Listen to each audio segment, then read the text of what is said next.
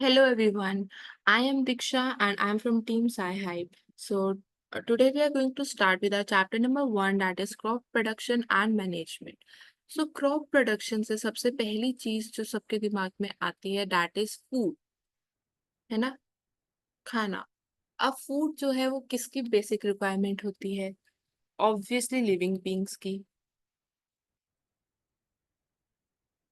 और living beings की अगर मैं बात करूँ तो मेजरली जो है प्लांट्स एंड एनिमल्स में डिवाइडेड होते हैं।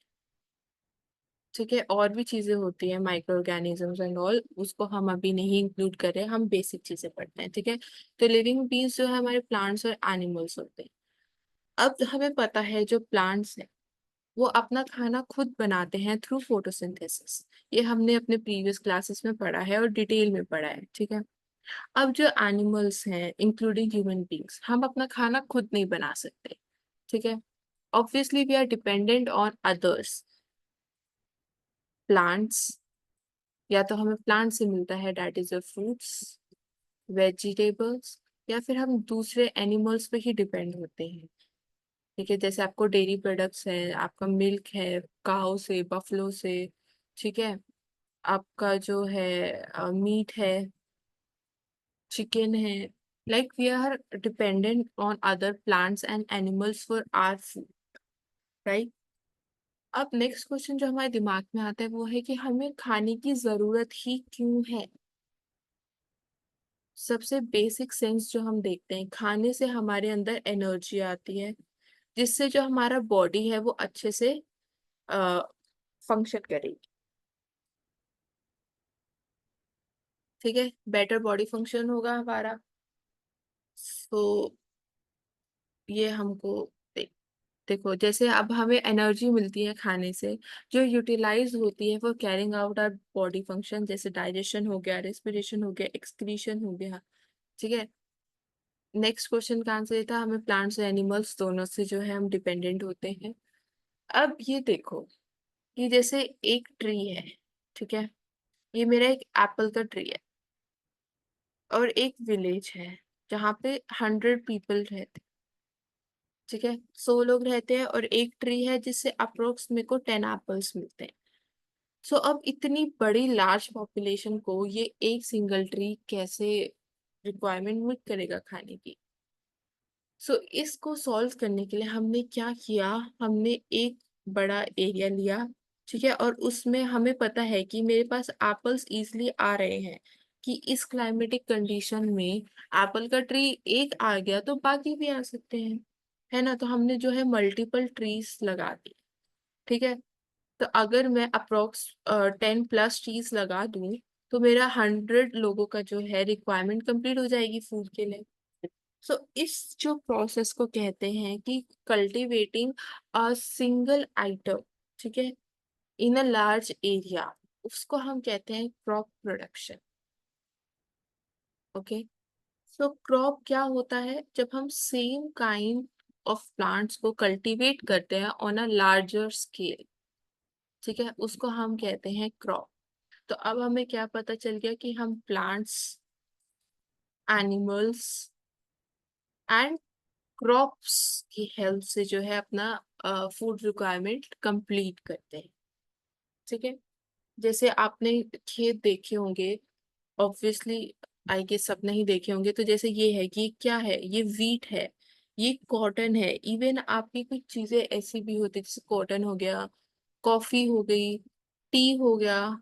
ठीक है, ये सब क्या है, एक लार्ज स्केल पे प्रोड्यूस किया जाता है एक डिफरेंट डिफरेंट एरिया में। ठीक है, इंडिया के हर डिफरेंट एरिया में एक मेजर प्रोडक्शन होता है जो उसके क्लाइमेटिक कंडीशंस पे डिपेंड करता है। ठीक है, ये हम फर्दर डिटेल में आगे पढ़ेंगे। अब क्रॉप्स हमें पता चल गया क्या होता है। ठीक है, एग्जाम्पल हमें पता चल गया, वीट हो गया, राइस हो गया, कॉटन हो गया, ये सब क्रॉप प्रोडक्शन। ठीक है, अब क्रॉप्स में हमें डिफरेंट टाइप ऑफ सीरियल्स मिलते हैं, वेजिटेबल्स मिलते हैं, फ्रूट्स भी मिलते हैं। ओके, अब ये कैसे क्लासिफाई करते हैं? Basis on this season in which they grow. Okay, जैसे हमको पता है मैंगोज जो हैं वो हमारे समर्स में आते हैं।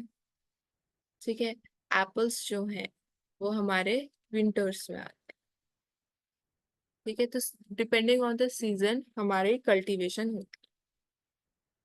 अब इंडिया की बात करूं, इंडियन वेदर के अकॉर्डिंग हमारे दो टाइप ऑफ क्रॉप्स होते हैं। हमारा पहला है खारिफ क्रॉप्स, जो हम रेनी सीजन में सो करते हैं।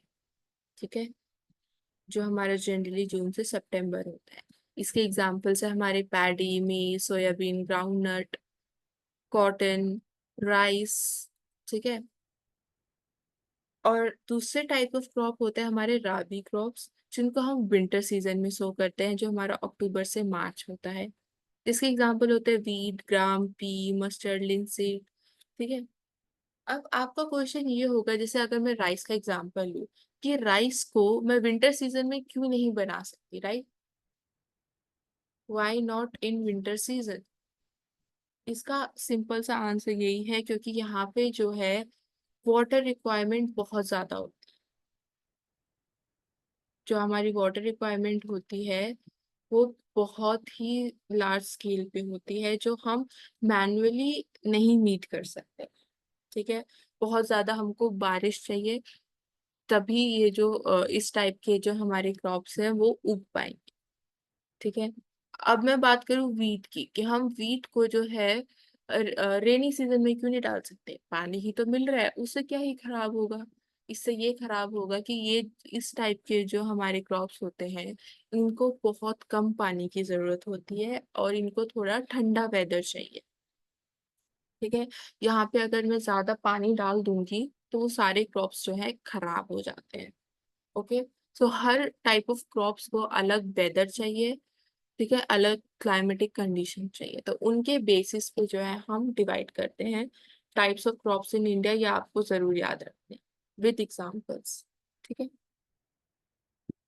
अब जो भी हम एग्रीकल्चर प्रैक्टिसेस करते हैं, ठीक है, कुछ भी हम जब क्रॉप प्रोडक्शन करते हैं, तो उसमें हमारे 7 स्टेप्स फॉलो होते हैं। ठीक है, सबसे पहला होता है प्रिपरेशन ऑफ सॉइल।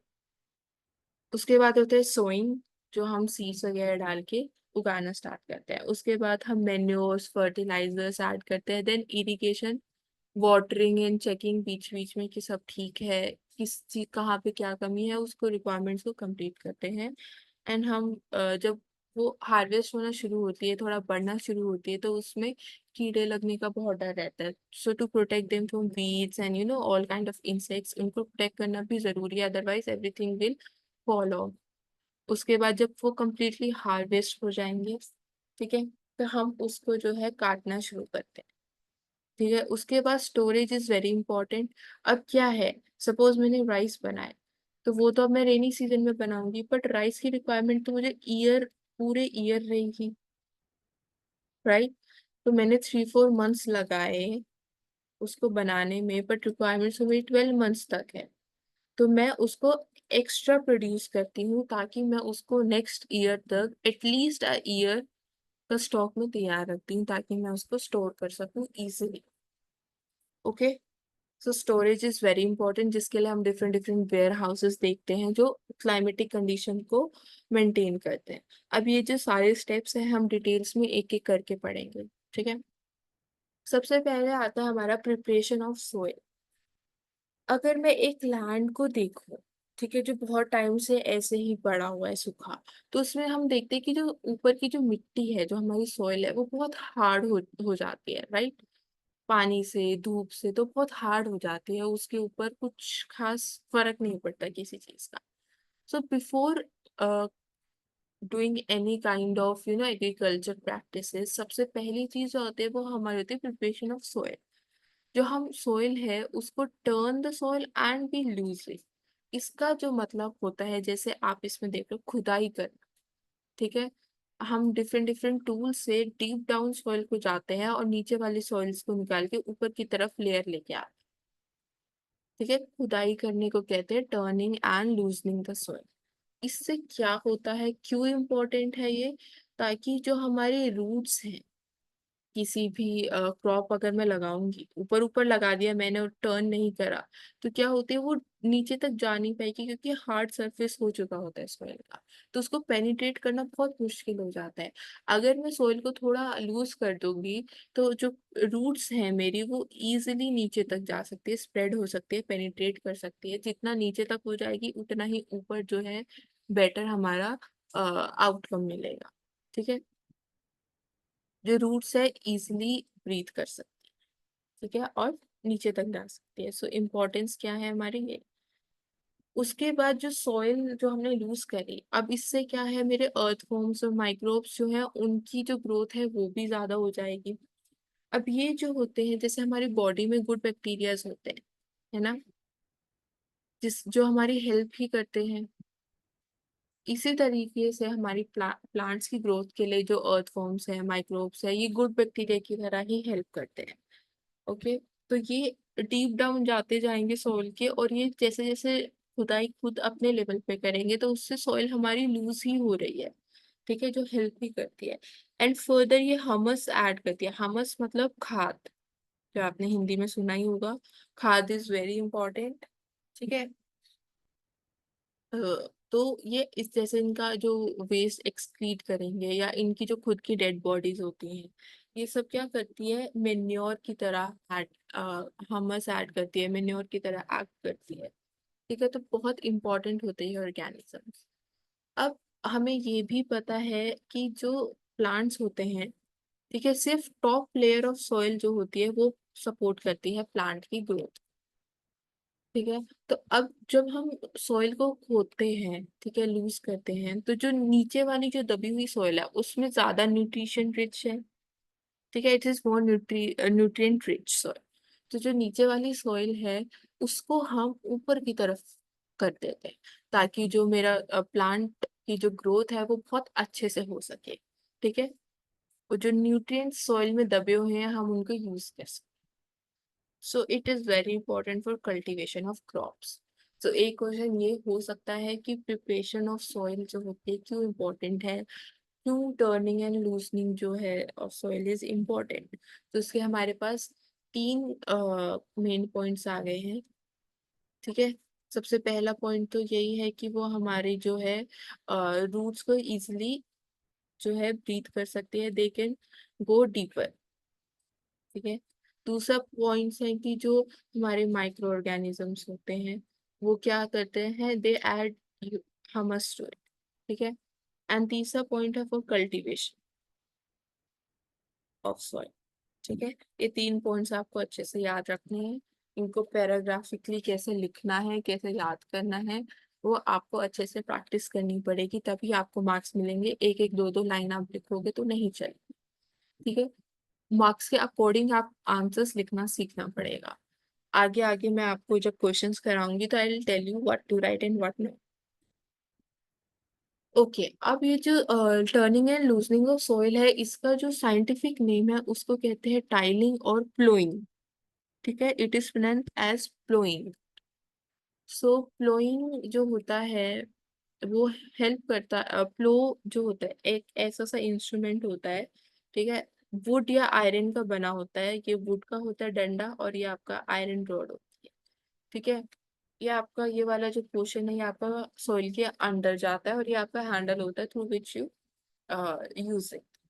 ठीक है, ऐसे आप लो, जैसे ये तो मॉडर्न इक्विपमेंट हो गया ट्रैक्टर की हेल्प से, बट यूजुअली आप ऐसे एक एक जब कुछ नहीं होता था तो जो मैन होता है वो खुद ही अपने हाथ से करता था, खुदाई करता है। ठीक है, सो अब जब हम खुदाई करते हैं तो बड़े बड़े क्लम्प्स हो जाते हैं सॉइल। ठीक है, जिसको हम कहते हैं क्रम्स। उनको तोड़ना भी इम्पोर्टेंट है, क्योंकि अब हम तोड़ेंगे तो जो हमारा फील्ड है उसको इजिली लेवल किया जाता है, लेवलर की हेल्प से। ठीक है, आप बोलोगे लेवलिंग क्यों इम्पोर्टेंट है। It is beneficial for sowing as well as for irrigation. जब तक हम एक चीज को ऐसे तरोड़ मरोड़ के रखेंगे तो प्रॉपरली न्यूट्रिएंट्स जो है नहीं पहुंचते। ठीक है, जैसे ही हम किसी चीज को सिंप्लीफाई कर देंगे, तो हमारा जो है क्रम्स है वो हट जाएंगे। तो इजीली पानी खाद सब कुछ जो है इजीली पहुंच सकता है बिना किसी रुकावट के। ठीक है, सो इसलिए हमारा क्रम्स हटाना जरूरी है, लेवलिंग करना जरूरी है। और कुछ कई बार मेन्योर भी ऐड किया जाता है सॉइल में बिफोर टाइलिंग, ताकि इजीली वो मिक्स हो जाए। अगर सॉइल में कोई भी मतलब लेस न्यूट्रिएंट्स है तो उसकी जो है फुलफिल हो जाए न्यूट्रिएंट डिमांड्स। ठीक है, ये हमारा टाइलिंग एंड फ्लोइंग का प्रोसीजर हो। अब ये जो दो प्रोसीजर है प्रिपरेशन, सॉइल प्रिपरेशन करने के लिए हमें जो टाइलिंग एंड फ्लोइंग होता है उसके लिए हम वेरियस टूल्स यूज करते हैं। ठीक है, अब वो जो टूल्स है हम एक एक करके पढ़ते हैं। सबसे पहला जो आता है हमारा फ्लो, अभी हमने जिसका थोड़ा सा पीछे पढ़ा भी। अब ये देखो, हमारे जो एशियन टाइम्स में होता है वो ऐसे होता था ना, लार्जर स्केल। ठीक है, अब ये हमारा जो होता है हमारा हैंडल होता है जिसको हम फ्लो शाफ्ट कहते हैं, जो कि ये वाली चीज होती है, इसको हम फ्लो शाफ्ट कहते हैं। ठीक है, ये आपका बीम होता है, ये काइंड ऑफ अनदर हैंडल जो हमारे जो बुल्स होते हैं उनके उस पर रखा जाता है, उनके बैक पे। ठीक है, और एक हमारा अंदर जो प्लो शेयर होता है। ठीक है, ये जो आयरन वाला जो पार्ट होता है, जो मेन पार्ट होता है खुदाई के लिए, वो हमारा सॉइल के अंदर होता है। अब जैसे जैसे ये चलते रहेंगे, ये जो हमारी खुदाई है वो होती जाएगी। ठीक है, अब उसने बोला कि पहले तो आदमी खुद करता था जो बहुत ज्यादा टाइम लगता था। तो टाइम को रिड्यूस करने के लिए हमको क्या चाहिए, पावर ज्यादा चाहिए। तो हमें पता है बुल्स, दो बुल को अगर मैं लगाऊंगी तो उनकी पावर ज्यादा होगी। और दो को इसलिए लगाया ताकि एरिया भी जल्दी कवर हुए। ठीक है, एरिया भी तो जल्दी कवर होना चाहिए। तो इसके लिए हमने दो बुल्स लिए। और अब क्या हो गया कि अब एक पेयर ऑफ बुल्स और मैन जो है वो इजिली ऑपरेट कर सकता है। ठीक है, ये हमारे पुराने टाइम्स में होता था। अब जो है हमारा और साइंटिफिक बेटर वेज आ गए हैं जो हम आगे पढ़ेंगे अभी। ठीक है, अब जो एनिमल्स हैं आप बुल्स भी यूज कर सकते हो, हॉर्सेस भी यूज कर सकते हो, कैमल्स भी यूज कर सकते हो, डिपेंडिंग अपॉन योर नीड्स। ठीक है, जो आप चीज बना रहे हो कितना चाहिए अपने नीड के अकॉर्डिंग आप कोई भी एनिमल्स आप यूज कर सकते हो। सो ये आपका होता है प्लो। नेक्स्ट आपका है हो। ठीक है, ये भी आपका एक ऐसा ही टूल है, इसको सिमिलरली आप यूज कर सकते हो। बस इसमें क्या है, जो हमारे ये ब्लेड्स, ये वाला एरिया आपका सोल के अंडर जाता है। ठीक है, ये जो ये ब्लेड की तरह होता है। ठीक है, तो ये ऑब्वियसली बेटर परफॉर्म करता है। ठीक है, मोर शार्पर। और इसको आप सिमिलरली जैसे आप प्लो यूज करते हो ऐसे ही हो को यूज करते हो। ठीक है, नेक्स्ट जो हमारा होता है कल्टीवेटर। अब क्या हो गया, प्लोइंग के late is done by tractor driven cultivator. ठीक है, अब बुल्स की जगह आ गया हमारा ट्रैक्टर। और एरिया पहले क्या होता था, इतना ही कवर होता था, जो बुल्स है वो एक ही लाइन एक बार में निकालता था। अब हम 10 to 15 लाइन एक साथ निकाल सकते हैं, इतने सारे फ्लो एक साथ लगा के। ठीक है, इससे क्या है, मेरा लेबर और टाइम, ठीक है, मेहनत और समय दोनों ही बचता है। अब यहाँ पे क्या आ गया, अब क्या हो गया, एरिया जितना ज्यादा बढ़ेगा मेरे को क्या चाहिए, उतना टाइम कम लगे। टाइम कम करने के लिए सबसे मेन चीज क्या होगी, कि मेरे को पावर जो है बहुत ज्यादा बढ़ानी पड़ेगी। So tractor obviously greater horse power का होता है, बुल से ज्यादा तेज स्पीड और ज्यादा ही जो है पुल कर सकता है ज्यादा एरिया। ठीक है, सो आजकल जो है हमारा कल्टीवेटर यूज होता है। सो या आज का हमारा एक पॉइंट कंप्लीट हो गया, that is the preparation of soil. So that's it for today. Next further points हम आने वाले लेक्चर्स में कंप्लीट कर लेंगे। सो इसमें आपका कोई भी डाउट है आप किसी भी टाइम कांटेक्ट कर सकते हो मेरे को।